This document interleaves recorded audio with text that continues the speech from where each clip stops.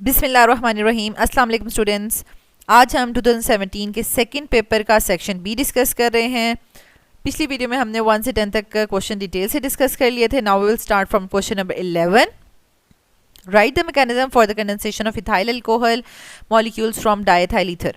अब देखिए स्टूडेंट्स, ये आपको बताया गया था जब आपको ऑर्गेनिक केमिस्ट्री करवाई जा रही थी कि इथाइल अल्कोहल की जो कंडेंसेशन है, ठीक है, और उसमें से वाटर रिमूव किया जाता है, तो इसमें आपके पास दो रिएक्शंस होते हैं। एक में तो जो है वो आपके पास अल्कीन बन जाता है, ठीक है, और एक में आपके पास जो है वो ईथर बन जाता है, ठीक है, ईथर। तो ये इसका जो है ना ईथर की फॉर्मेशन का आपको करवाया हुआ है मैकेनिज्म भी, ठीक है। तो ये वाला मैकेनिज्म मस्ट पेपर में पूछा जाता है कि डाई इथाइल ईथर बनता है, तो इसका मैकेनिज्म कर बता दें। तो ये ऑलरेडी ये क्वेश्चन रिपीट हो रहा है, ठीक है, पहले भी पेपर में पूछा जा चुका है। नेक्स्ट आपके पास आ जाता है क्वेश्चन नंबर 12। अब ये देखिए पर्पल कलर में लिखा है, इसका मतलब है कि ये जो स्ट्रक्चर्स हमने ऑर्गेनिक केमिस्ट्री की ड्रॉ करनी है, ये आपसे कोई भी स्लाइड चेंज के साथ कोई भी आपको स्ट्रक्चर जो है वो बनाने के लिए बोला जा सकता है। आपका नोमेनक्लेचर पर ग्रिप होनी चाहिए, ठीक है। तो हम 1 बाय 1 जो है इनको ड्रॉ करते हैं। 3 मिथाइल साइक्लोहेक्सानोन। पहले तो आपको पता होना चाहिए कि हेक्सानोन का मतलब ये कीटोन ग्रुप है, ठीक है, और साइक्लो मतलब साइक्लिक फॉर्म में, और हेक्सेन मतलब 6 कार्बन्स हैं, ठीक है। तो आप 6 कार्बन्स वाला बना लेंगे, ठीक है, और उसमें से किसी भी एक कार्बन पे आपने कीटोन लगा दिया, तो ये साइक्लोहेक्सानोन हो गया। तो अब यहाँ से नंबरिंग स्टार्ट होगी 1 2 3 4 5 और 6, ठीक है। तो 3 नंबर पे आपने मिथाइल ग्रुप लगा देना है। तो ये सिंपल आपके पास जो है वो साइक्लोहेक्सानोन बन जाएगा, ठीक है। नेक्स्ट आपके पास आ जाता है अल्फा मिथाइल प्रोपियोन एल्डिहाइड। तो ये प्रोपियोन जो है ना, ये प्रोपानोन का ही वही है ना, प्रोपेन का आपके पास जो है ना 3 कार्बन, उसका ही आप कह लें कि ओल्ड फॉर्म है प्रोपियोन, ठीक है। जैसे ब्यूटेन होता है तो ब्यूटायर एल्डिहाइड पहले कहते थे कॉमन नेम में, ठीक है, जो जिस ओरिजिन से ड्राइव हुआ था उसी तरीके से वो उसका नाम होता था ना। तो ये आप कह लें कि कॉमन नेम लिखा हुआ है। प्रोपियोन मतलब 3 कार्बन एल्डिहाइड है, प्रोपियोन एल्डिहाइड, ठीक है। तो एल्डिहाइड आपको पता है या तो राइट वाले कार्बन पे होगा या लेफ्ट वाले, बीच वाले में तो हो नहीं सकता। तो ये आपने प्रोपियोन एल्डिहाइड बना दिया। तो अल्फा मिथाइल, अब अल्फा कार्बन कौन सा होता है, जब हम नंबरिंग करते हैं ना तो जो फंक्शनल ग्रुप वाला होता है उसी कार्बन से नंबरिंग करते हैं। लेकिन जब हम, ये तो आयोपैक के लिए होता है ना, तो अभी हम कॉमन नेम में नंबरिंग नहीं करते हैं, हम अल्फा बीटा लिखते हैं। तो जो फंक्शनल ग्रुप के साथ वाला कार्बन होता है वहाँ से हम नंबरिंग करते हैं। तो अब ये अल्फा है, अल्फा कार्बन पे मिथाइल लगा हुआ है, अल्फा मिथाइल। तो अब बाकी वैलेंसीज आप पूरी कर लें, ये देखें, तो ये आपके पास ये स्ट्रक्चर बन जाएगा, अल्फा मिथाइल प्रोपियोन एल्डिहाइड, ठीक है।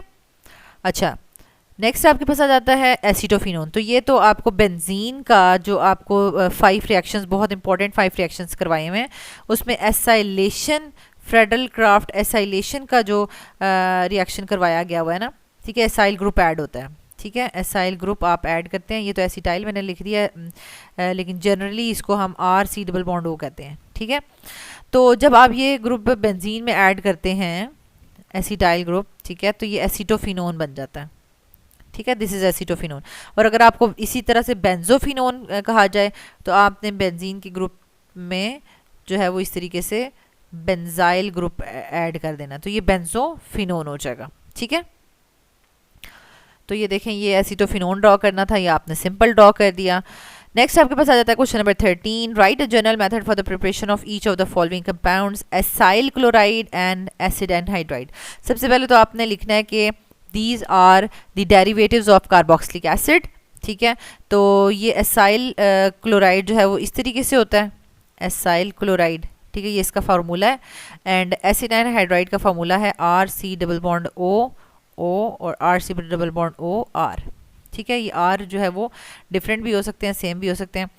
अच्छा, तो these are the derivatives of carboxylic acid and can be prepared by the following methods, ठीक है। तो अब आपको वो मेथड्स हमने ऑलरेडी करवाए हुए हैं, ये पिछले पेपर में भी ये क्वेश्चन पूछा हुआ है, 2016 के फर्स्ट पेपर का 13 क्वेश्चन है, ठीक है।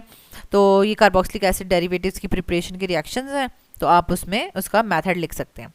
नेक्स्ट है आपके पास what are polysaccharides and draw the structure of a polysaccharide. तो अब पॉलीसेकेराइड के जो स्ट्रक्चर्स हैं, आप कह लें स्टार्च, सेलुलोज वगैरह के, तो वो आपकी इस बुक में का जो सिलेबस है उसमें से निकाल दिया गया, आपकी बुक में ड्रॉ नहीं हुआ हुआ स्ट्रक्चर। तो बस आप सिंपल पॉलीसेकेराइड्स वाला क्वेश्चन यहाँ करेंगे। The carbohydrates producing large number of monosaccharides on hydrolysis are called polysaccharides, यानी ऐसे कार्बोहाइड्रेट्स जो बहुत ज़्यादा मोनोसेकेराइड्स, बहुत ज़्यादा नंबर ऑफ मोनोसेकेराइड्स प्रोड्यूस करते हैं, ठीक है, जब उनकी हाइड्रोलिसिस की जाती है। तो क्योंकि जब ऐसे ऐसे कार्बोहाइड्रेट्स जो अपॉन हाइड्रोलिसिस जो है वो, पहले तो बात है कि हाइड्रोलाइसिस करते ही नहीं है, उनको हम मोनोसेकेराइड्स कहते हैं। जो आपको डाइसेकेराइड्स इनको किनको कहते हैं, जो हमारे पास जो 2 शुगर यूनिट्स देंगे तो उनको हम डाइसेकेराइड कहते हैं। जो 3 शुगर यूनिट्स प्रोड्यूस करेंगे ऑन हाइड्रोलिसिस उनको हम ट्राइसेकेराइड्स कहते हैं। तो इसलिए तो मोनोसेकेराइड्स का तो हमें पता है ना कि हम हाइड्रोलिसिस अपॉन हाइड्रोलिसिस ये सिंपल शुगर्स में कन्वर्ट नहीं होते हैं। तो उसके बाद ओलिगोसेकेराइड की एक वर्ड यूज़ होती है, ओलिगोसेकेराइड्स, जिसमें 2 to 10 मोनोसेकेराइड यूनिट्स जो हैं वो प्रोड्यूस होंगे, ठीक है। अगर सिंपल 2 हो रहे हैं तो उनको डाइसेकेराइड कहें, 3 यूनिट्स प्रोड्यूस हो रहे हैं तो उसको ट्राइसेकेराइड करें, 4 यूनिट हो रहे हैं तो टेट्रासेकेराइड्स कह सकते हैं, ठीक है। तो 2 to 10 अगर हों तो उनके लिए जर्नल ओलिगोसेकेराइड की टर्म जो है वो यूज़ की जाती है। तो यहाँ पर, और जब बहुत ज़्यादा नंबर हों, 10 से भी बहुत ज़्यादा हों, तो वो उनको हम पॉलीसेकेराइड्स कहते हैं, ठीक है। तो यहाँ पर starch and cellulose are the examples of polysaccharides. तो यहाँ पर उनकी जो है ये स्ट्रक्चर जो है वो बताई हुई है कि ये किससे मिलकर बने होते हैं, ठीक है, स्ट्रक्चर, और यहाँ पर इनके सोर्सेज के कहाँ कहाँ से ये इनको हम इनटेक कर सकते हैं। नेक्स्ट हमारे पास आ जाता है question number 15A, what is saponification, write a chemical equation to explain it. ये एज इट इज रिपीट हो रहा है क्वेश्चन। नेक्स्ट है differentiate between addition polymer and condensation polymer, thermoplastic and thermosetting polymer. तो इसको भी आपने विद एग्जांपल्स करना है, एज इट इज ये क्वेश्चन जो है वो रिपीट हो रहे हैं। नेक्स्ट है हमारे पास question number 17, give any 6 chemical pollutants present in a photochemical smoke. तो स्मोक का पूरा टॉपिक हम जो है वो डिटेल से डिस्कस कर चुके हैं। पेपर का नंबर, क्वेश्चन का नंबर आपको शो हो रहा है। नेक्स्ट है हमारे पास question number 18, draw a label diagram to show operators used in the combustion analysis. तो यहाँ पर जस्ट आपने कंबशन एनालिसिस का जो है ऑपरेटर्स ही ड्रॉ करना है, ठीक है, जो आपकी बुक में बना हुआ है कि यहाँ से आप ऑक्सीजन ऐड कर रहे हैं, ठीक है, और कंपाउंड टू बी एनालाइज्ड, जिस कंपाउंड की आपने कंबशन एनालिसिस करनी है वो आपने यहाँ पे रखा हुआ है, ठीक है। तो जब उसकी कंबशन होगी, बर्निंग होगी in the presence of oxygen, तो carbon dioxide and water produce होगा, ठीक है। तो यहाँ पर हमारे पास यू शेप की जो ट्यूब्स हैं, तो यहाँ पर वाटर एब्जॉर्बर डाला हुआ है। नेक्स्ट में हमने कार्बन डाइऑक्साइड एब्जॉर्बर डाला हुआ है, ठीक है। तो यहाँ पर वाटर एब्जॉर्बर का आपने फॉर्मूला भी लिखना है, मैंने यहाँ पर नहीं लिखा लेकिन आपने लिखना है, मैग्नीशियम क्लोरेट ClO4, ठीक है, MgClO4 ट्वाइस, ठीक है, ये मैग्नीशियम क्लोरेट है जो कि एज अ वाटर एब्जॉर्बर यहाँ यूज़ होता है। यहाँ से जब बर्निंग होके वाटर के वेपर्स गुजर रहे होते हैं तो वाटर के वेपर्स यहाँ पर एब्जॉर्ब हो जाएंगे, तो बाकी कार्बन डाइऑक्साइड आगे पास करेगी और नेक्स्ट यू शेप ट्यूब में से गुजरेगी। तो वहाँ पर हमने जो सब्सटेंस रखा हुआ है that is carbon dioxide absorber, and ये हमारे पास है 50% पोटेशियम हाइड्रोक्साइड, ठीक है, ये आपने याद रखना है, 50% पोटेशियम हाइड्रोक्साइड। ये आपसे ऑब्जेक्टिव में भी पूछा जा सकता है, तो ये आपने इस डायग्राम में ये शो करना है, ठीक है। यहाँ पर कार्बन डाइऑक्साइड एब्जॉर्बर आपने डाला हुआ है। तो अब इसके अलावा अगर कोई अनयूज ऑक्सीजन है तो यहाँ से लीव कर जाएगी, ठीक है। तो इस प्रोसेस को यूज़ करते हुए, यानी पहले वाटर एब्जॉर्बर का पहले मैस कर लिया जाता है और फिर वाटर एब्जॉर्ब करने के बाद मैस कर लिया जाता है, तो फिर उसको अब जब हम माइनस करते हैं तो हमारे पास मैस ऑफ वाटर आ जाता है, फिर मैस ऑफ कार्बन डाइऑक्साइड भी इसी तरह एब्जॉर्ब कर लेते हैं और उससे फिर हम जो है वो प्रॉपर कैलकुलेशन करके तो जो है वो कार्बन, हाइड्रोजन एंड ऑक्सीजन की अमाउंट्स जो है वो कैलकुलेट कर लेते हैं इन दी ऑर्गेनिक कंपाउंड्स, ठीक है। नेक्स्ट हमारे पास क्वेश्चन नंबर 19, लास्ट क्वेश्चन है, what will be the effect on the following radiation effect of the following radiations on the organic molecules: ultraviolet radiations, infrared radiations and microwave। अब microwave spectroscopy आपकी book में नहीं है, ठीक है, इसलिए ultraviolet and infrared radiations का effect आप देखेंगे, ठीक है। तो इसमें आपको प्रिंसिपल नहीं पूछा हुआ, सिंपल पूछा हुआ है कि आपने इनको रेडिएशन को जब फॉल करवाया जाएगा तो किस किस्म की चेंजेस आती हैं, ठीक है।